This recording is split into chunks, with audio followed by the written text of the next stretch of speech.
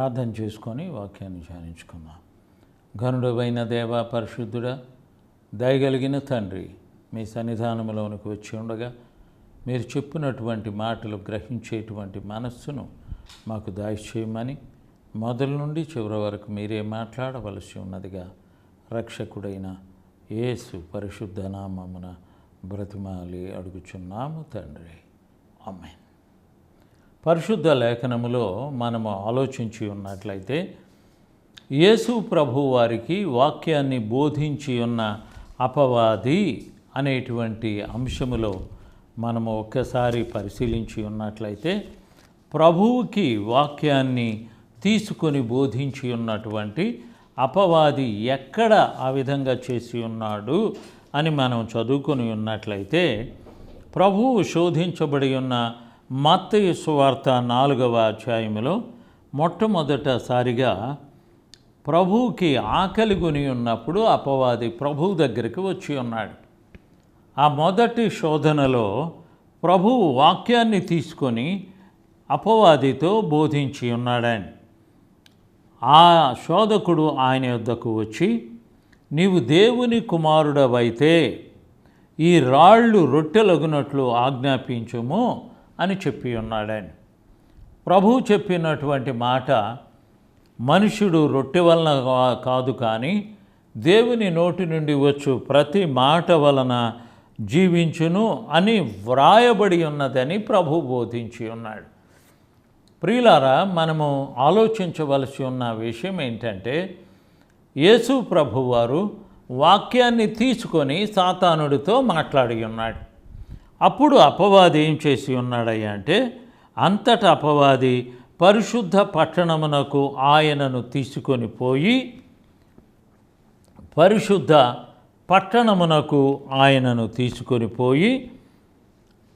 దేవాలయము శిఖరమున ఆయనను నిలువబెట్టి, పరిశుద్ధ పట్టణం మీదకి తీసుకుని వెళ్ళాడు. దేవాలయ శిఖరం మీద ఆయనని నిలువబెట్టి, నీవు దేవుని కుమారుడవైతే క్రిందకి దుముకుము, ఆయన నిన్ను గూర్చి తన దూతలకు ఆజ్ఞాపించును, నీ పాదం ఎప్పుడైనను రాతికి తగులకుండా వారు చేతులతో ఎత్తుకొందురు అని వ్రాయబడి ఉన్నదని ఆయనతో చెప్పాను. అపవాది యేసు ప్రభు వారితో చెప్పినటువంటి మాట ఇదండి. అదేంటంటే, ఈ విధముగా వ్రాయబడి ఏ మాటలతోనైతే ప్రభు అపవాదిని ఎదిరించి ఉన్నాడో అదే మాటలను అపవాది తీసుకొని అలాంటి వాటిలో ఉన్నటువంటి కొన్ని సందర్భాల్ని జ్ఞాపకం చేస్తూ ఈ మాటలను చెప్పి ఉన్నాడని. ఆయన నిన్ను గూర్చి తన దూతలకు ఆజ్ఞాపించును, నీ పాదం ఎప్పుడైనను రాతికి తగులకుండా వారు నిన్ను చేతులతో ఎత్తుకొందురు అని వ్రాయబడి ఉన్నదని ఆయనతో చెప్పాను. నీ వాక్యములోనే మరి క్రిందకి నువ్వు దూకినట్లయితే దేవదూతలు వచ్చి నిన్ను ఎత్తుకుంటారని నీ వాక్యములో ఉన్నది కదా అనని ప్రభువుకి బోధించి ఉన్న అపవాదికి, అందుకు యేసు, ప్రభువైన నీ దేవుని నీవు శోధింపవలదని మరి ఒక చోట వ్రాయబడి ఉన్నదని వానితో చెప్పాను. ప్రభువుని శోధించవలదని వ్రాయబడి ఉన్నదని మరొక చోట అపవాదితో ప్రభువు చెప్పి ఉన్నాడని. ఆ తర్వాత అపవాది మిగుల ఎత్తైన ఒక కొండ మీదికి ఆయనను తోడుకొని పోయి ఈ లోకరాజ్యములన్నిటినీ వాటి మహిమను ఆయనకు చూపి, నీవు సాగిలపడి నాకు నమస్కారము చేసిన ఎడల వీటన్నిటినీ నీకిచ్చేదనని ఆయనతో చెప్పగా, యేసు వానితో, సాతానా పొమ్ము, ప్రభు అయిన నీ దేవునికి మ్రొక్కి ఆయనను మాత్రమే సేవించవలను అని వ్రాయబడి ఉన్నది అనెను. అంతటా అపవాది ఆయనను విడిచిపోగా ఇదిగో దేవదూతలు వచ్చి ఆయనకు పరిచర్య చేసిరి. ప్రభువు మొట్టమొదటిసారిగా అపవాది చేత శోధించబడేటప్పుడు వ్రాయబడి ఉన్నది అని చెప్పి ఉన్న ఆ మాటలను మనము గమనించవలసి ఉన్నాం. మరలా ప్రభువుని దేవాలయ శిఖరం మీదకి తీసుకుని వెళ్ళి, ఇక్కడి నుండి నీవు దూకు, నీ దేవదూతలు వచ్చి నీకు సహాయపడతారని వ్రాయబడి ఉన్నది అనని ప్రభువు అపవాది యొక్క మాటలను వినేటట్లుగా, అపవాది మాటలు అని చెప్పకుండా నువ్వు చెప్పినటువంటి వాక్యములోనే ఈ విధంగా వ్రాయబడి ఉన్నది, నీవు క్రిందకి దూకితే నీ దేవదూతలు వచ్చి నీకు సహాయం చేస్తారని వ్రాయబడి ఉన్నది కదా అని ప్రభువుతో చెప్పినప్పుడు ప్రభు ఇచ్చి ఉన్నటువంటి మాటలు ఏంటయ్యా అంటే, ప్రభువైన నీ దేవుని నీవు శోధింపవలదని మరి ఒక చోట వ్రాయబడి ఉన్నది. ప్రభువైన నీ దేవుని నీవు శోధింపవలదు అని వ్రాయబడి ఉన్నదని ప్రభువు అతనికి చూపించి ఉన్నాడు. అనగా మొట్టమొదటిసారిగా అపవాది శోధించినప్పుడు వాక్యాన్ని తీసుకొని ప్రభువు బోధించాడు కనుక, రెండవసారి అపవాది వాక్యాన్ని తీసుకొని ప్రభువుని శోధించాడు.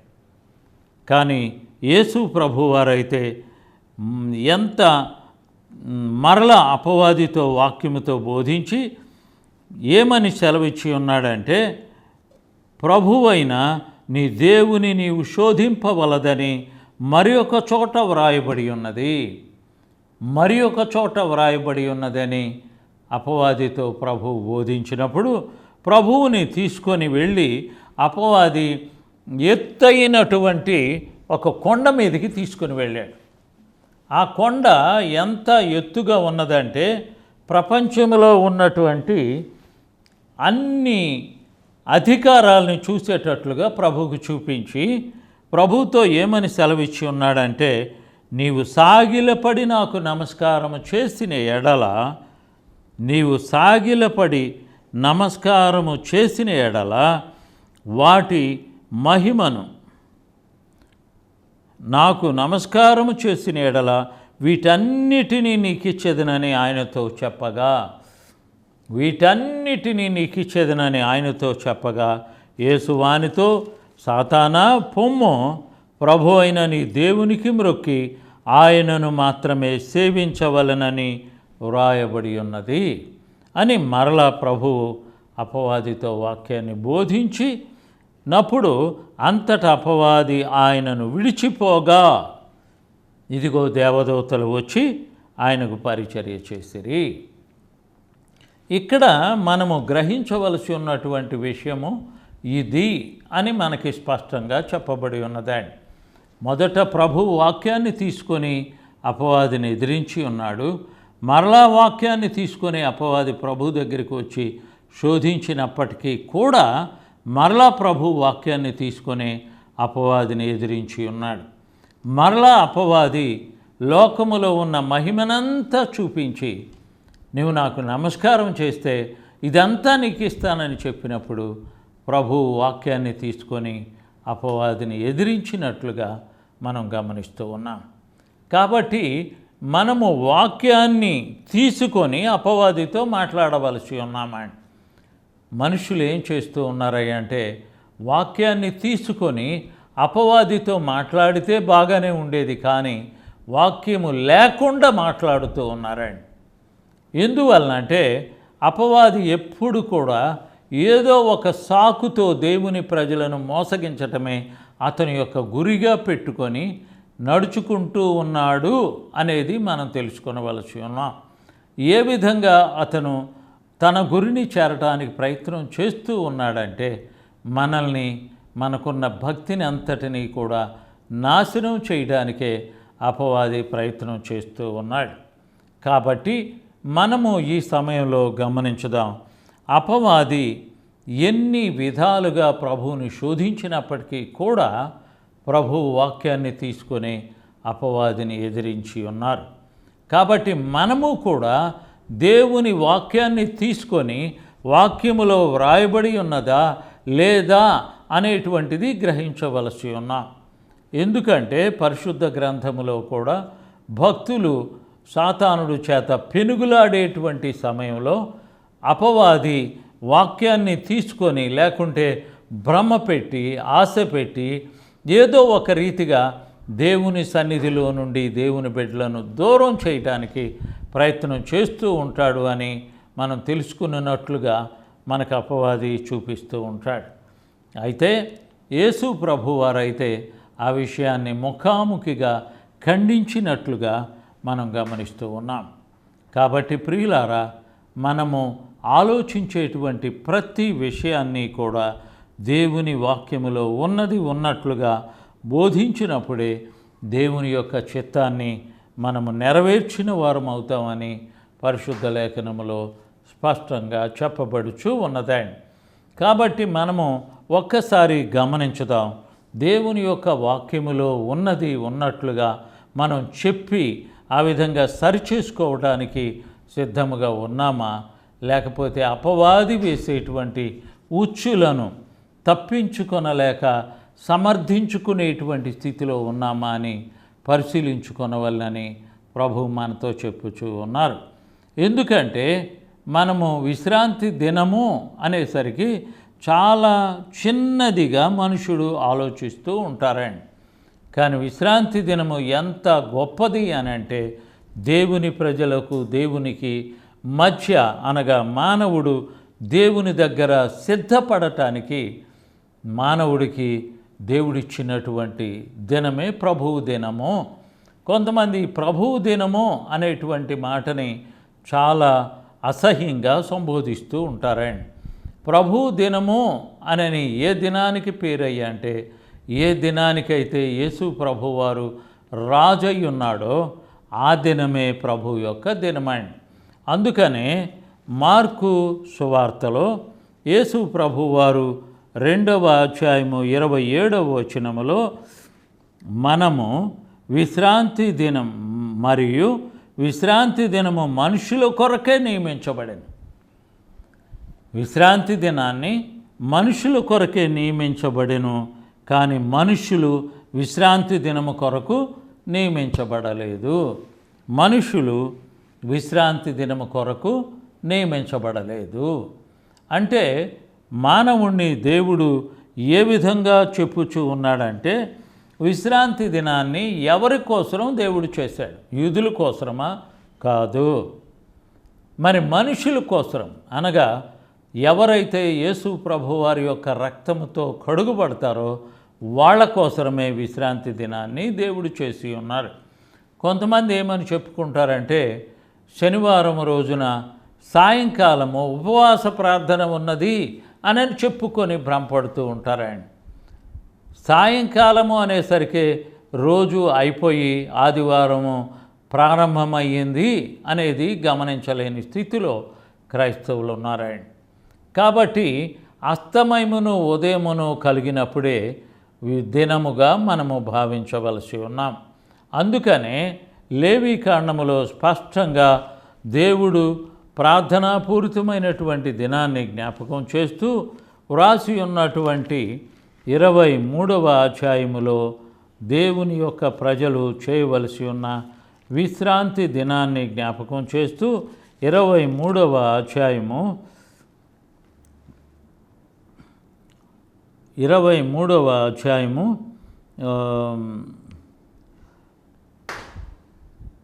స్పష్టంగా వ్రాసి ఉన్నటువంటిది 32వ వచనములో, ఇది మీకు మహావిశ్రాంతి దినము, మిమ్మును మీరు దుఃఖపరుచుకొనవలెను. ఆ నెల 9వ నాటి సాయంకాలము మొదలుకొని మరుసటి సాయంకాలము వరకు మీరు విశ్రాంతి దినముగా ఆచరింపవలెను. 9వ నాటి సాయంకాలము మొదలుకొని 10వ తారీఖు సాయంకాలము వరకు కూడా విశ్రాంతి దినముగా మీరు దానిని ఆచరించవలెను అని దేవుడు చాలా స్పష్టంగా వ్రాస్తూ ఉన్నాడు.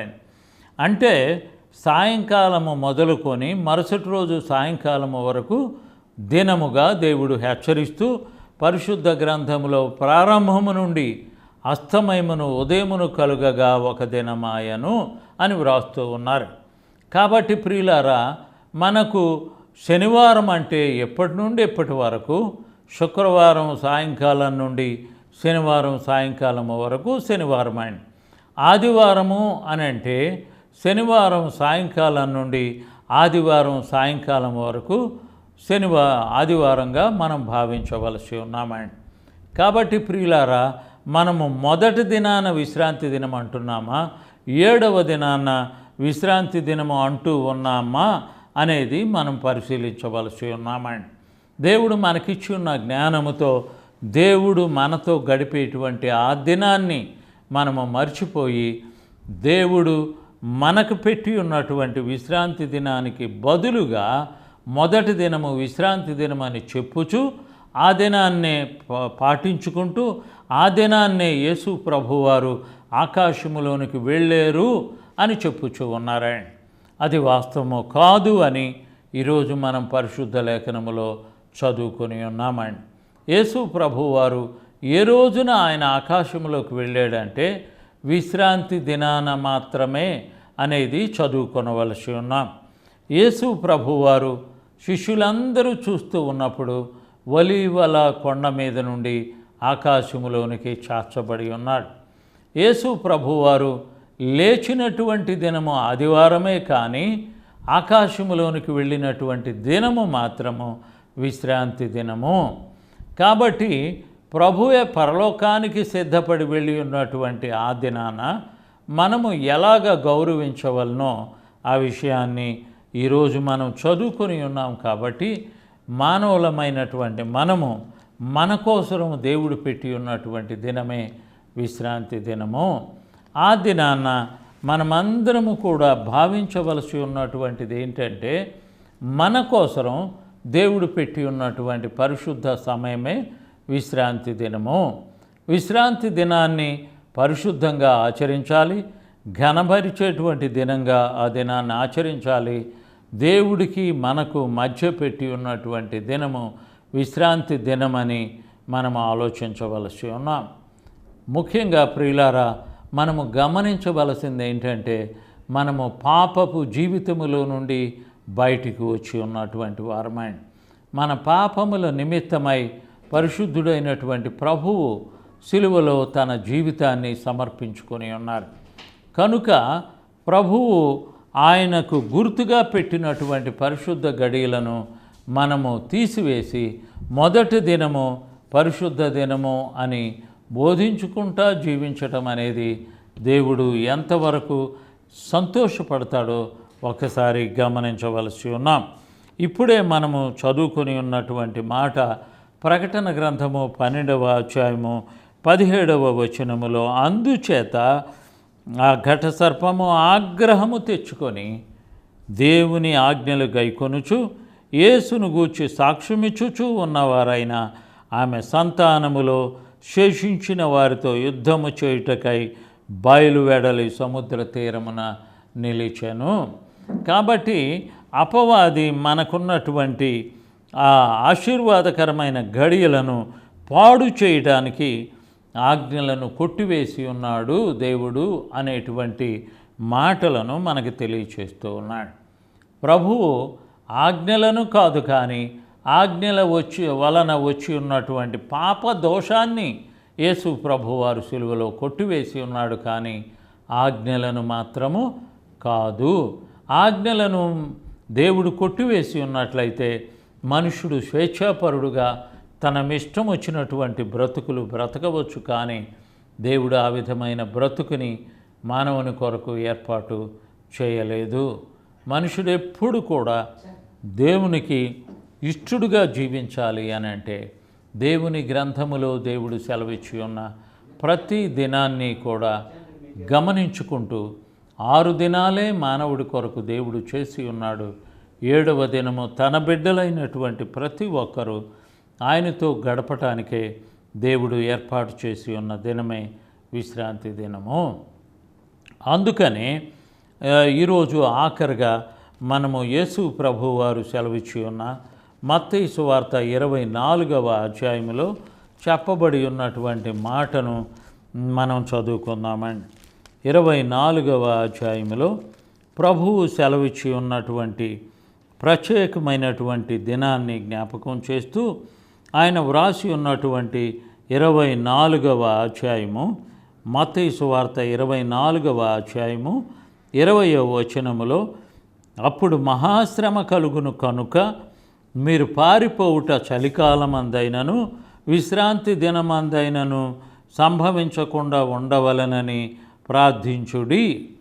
యేసు ప్రభువారి యొక్క రాకడ విశ్రాంతి దినము కాకుండా ఉండేటట్లుగా మీరు ప్రార్థన చేయండి అని ప్రభువు సెలవిచ్చి ఉన్నాడు.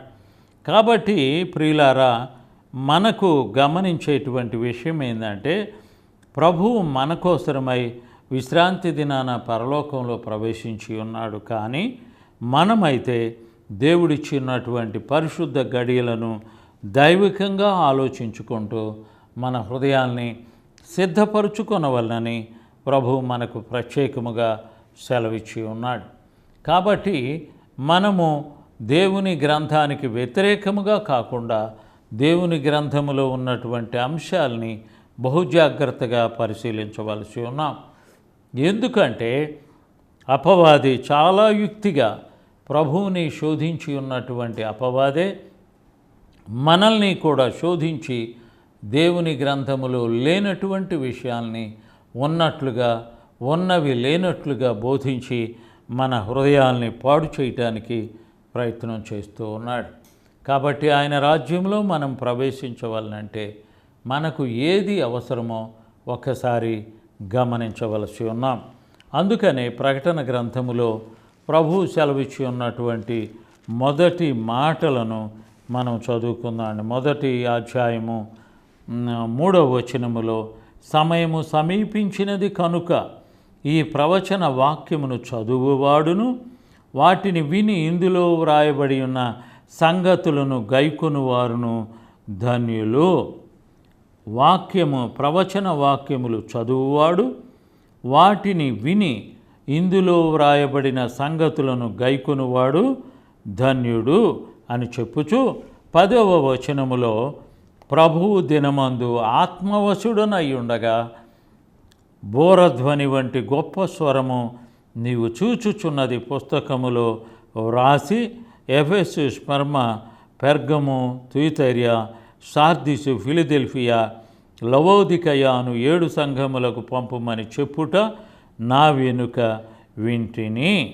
ఇవన్నీ కూడా ప్రభు దినమందే భక్తుడైనటువంటి యోహాను వ్రాసి ఉన్నట్లుగా మనకు చెప్పబడుచు ఉన్నది. ప్రభు దినము అనగానే యేసు ప్రభు వారి యొక్క దినమే విశ్రాంతి దినము. మనం దేవుని ప్రజలమని గుర్తు ఏంటంటే, వ్యభిచరించకూడదు, దొంగతనము చేయకూడదు, అబద్ధము పలుకకూడదు, తల్లిదండ్రులను గౌరవించాలి. ఇలాంటి 6 ఆజ్ఞలను కూడా ప్రభు మనకు ఆజ్ఞాపించి ఉన్నటువంటి మాటలండి. వాటిల్లో దేవుణ్ణి మనము ప్రేమించేము అనే గుర్తు ఏంటంటే, విశ్రాంతి దినాన్ని పరిశుద్ధంగా ఆచరించటానికి జ్ఞాపకం ఉంచుకొనవలసి ఉన్నాం. కాబట్టి మనము ఏ స్థితిలో దేవుని గ్రంథాన్ని పరిశీలిస్తూ ఉన్నామో ఈ సమయంలో మనం తెలుసుకొనవలసి ఉన్నాం. దేవుడు మన కోసము రాసి ఉన్నటువంటి, అందుకనే మరలా చదువుతాను, కొలస్సీ 2:15లో, దేవుడు వ్రాతరూపకమైన ఆజ్ఞల వలన మన మీద రుణముగాను మనకు విరోధముగాను ఉండిన పత్రమును మేకులతో సిలువకు కొట్టి దాని మీద చేవ్రాతను తుడిచివేసి మనకు అడ్డము లేకుండా దానిని ఎత్తివేసి మన అపరాధములన్నింటినీ క్షమించి ఆయనతో కూడా మిమ్మును జీవింపచేసెను. ఆయన ప్రధానులను, అధికారులను నిరాధాయులుగా చేసి సిలువ చేత జయోత్సాహముతో వారిని పట్టి తెచ్చి బాహాటముగా వేడుకను కనుబరచెను. కాబట్టి అన్నపానముల విషయములోనైనను, పండుగ, అమావాస్య, విశ్రాంతి దినము అను వాటి విషయములోనైనను మీరు తీర్పు తీర్చ ఎవనికిని అవకాశము ఇయ్యకుడి. ఇవి రాబోవు వాటి ఛాయయే కానీ నిజస్వరూపము క్రీస్తులో ఉన్నది. అంటే మనము దేవుని ఆజ్ఞలను పాటించనవసరము లేదా, అవునా అనేది ఒకసారి పరిశీలించుకుందాం. దేవుడు ఎందుకు మనకు ఆజ్ఞలను ఇచ్చి ఉన్నాడు? తప్పు చేయకూడదు అనేటువంటి విషయాన్ని జ్ఞాపకం చేయటానికే మనకు ఆజ్ఞల్ని దేవుడిచ్చాడు. ఇన్ని పండుగలను దేవుడు ఎందుకు పెట్టాడయ్యా అంటే, ఈ పండుగలన్నీ కూడా మనుషులు జ్ఞాపకం చేసుకోవడానికి దేవుడు పెట్టి ఉన్నటువంటి పండుగలు. మొట్టమొదట పండుగ మొదటి నెలలో వస్తుంది. తరువాత 50వ రోజున ఒక పండుగ వస్తుంది. ఆ తరువాత 7వ నెలలో ఒక పండుగ వస్తుంది. పాప ప్రాయశ్చిత్తార్థమైన దినాన్ని పాటించవలనని దేవుడు సెలవిచ్చి ఉన్నాడు. ఆ తరువాత ఆఖరిసారిగా మానవుడు దేవుని యొక్క ఆజ్ఞలను పాటించుకుంటూ తన జీవితము చాలా చిన్నదని గ్రహించుకొని, అంతేకాకుండా తన జీవితములో అతను పొందేటువంటి అనుభవాన్ని జ్ఞాపకం చేస్తూ ఈ మాటలను దేవుడు సెలవిచ్చి ఉన్నాడు. కాబట్టి ప్రియులారా, మనకి దేవుని గ్రంథములో ఏదైతే ఉన్నదో దానిని మనము చాలా జాగ్రత్తగా పరిశీలించవలనని ప్రభువు మనకు సెలవిస్తూ ఉన్నాడు. కాబట్టి మనం ఎక్కడ ఉన్నామో దేవుని యొక్క ఆజ్ఞలను ప్రభువు శిలువలో కొట్టివేసి ఉన్నాడు అనుకుంటారు. కానీ ప్రభువు శిలువలో కొట్టివేసింది ఆజ్ఞల వలన వచ్చినటువంటి రుణపత్రాన్ని కొట్టివేసి ఉన్నాడు. ఆజ్ఞలు ఎప్పుడైతే మనుషుడు దాటిపోతూ ఉంటాడో అతను చావుకి దగ్గరగా ఉన్నట్లు అనే గుర్తండి. ఎప్పుడైతే మనుషుడు దేవుడిచ్చిన ఆజ్ఞలను పాటిస్తూ ఉంటాడో అతడు దేవుని యొక్క సన్నిధిలో దేవుని బిడ్డగా హెచ్చించబడును అని మనకి పరిశుద్ధ లేఖనంలో స్పష్టంగా వ్రాయబడి ఉన్నదండి. ఉదాహరణకి ప్రకటన గ్రంథము 12వ అధ్యాయము 17వ వచనములో, అందుచేత ఆ ఘట సర్పము ఆగ్రహము తెచ్చుకొని దేవుని ఆజ్ఞలు గైకొనుచు యేసును గూర్చి సాక్ష్యమిచ్చుచూ ఉన్నవారైన ఆమె సంతానములో శపించిన వారితో యుద్ధము చేయుటకై బాయలు వెడలి సముద్ర తీరమున నిలిచెను. అనగా దేవుని ప్రజలు ఎక్కడైతే దేవుని యొక్క ఆజ్ఞలను పాటించకుండా దేవుని ఇచ్చినటువంటి ఆజ్ఞలను కొట్టివేయబడి ఉన్నవి అనేటువంటి మాటలతో మనుషులను భ్రమింపజేస్తూ ఉంటారు. కాబట్టి యేసయ్య పరలోకానికి వెళ్ళినటువంటి రోజు విశ్రాంతి దినము. యేసు ప్రభు వారి బిడ్డలందరూ కూడా ఆ దినములో ఉన్న ప్రత్యేకతను గమనించటానికి మన హృదయాల్ని పరిశీలించుకొనవలనని ప్రభు పేరట మనవి చేస్తూ ఉన్నాను. ప్రార్థన చేసుకుందాం. ఘనుడు అయిన దేవ, పరిశుద్ధుడా, మీరు అనుగ్రహించి ఉన్న ఈ సమయానికై వందనాలు. ప్రభువా, ఆది కాలములోనే అపోస్తుల కార్యముల మొదటి అధ్యాయమందే ప్రభువు ఆకాశమునకు వెళ్ళి ఉన్న దినము విశ్రాంతి దినమని స్పష్టముగా చెప్పుచూ ఉండినప్పటికీ అపవాది ఆదివారము అనేటువంటి బోధ చేత మనుషులను భ్రమపెట్టుచూ ఉండగా ఆ సత్యమును గ్రహించుటకు వినుచూ ఉన్న ప్రతి బిడ్డ తెలుసుకొనున్నట్లుగా సహాయమును దయచేసి మీ ఆత్మతో వారికి బోధించుమని రక్షకుడైన యేసు పరిశుద్ధ నామమున బ్రతిమాలి.